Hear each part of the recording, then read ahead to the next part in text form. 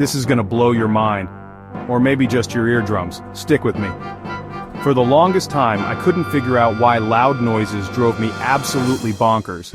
I mean, someone sneezing, a voice, something falling, instant berserker mode. But then, my mom spilled the beans.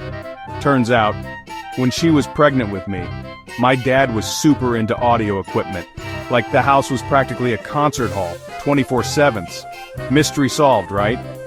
Now, when life gets noisy, I just try to calm my nerves however I can. Maybe some noise-canceling headphones or a cozy corner with a good book. If you're noise-sensitive too, just know you're not alone. And hey, share your story in the comments, let's make some quiet connections.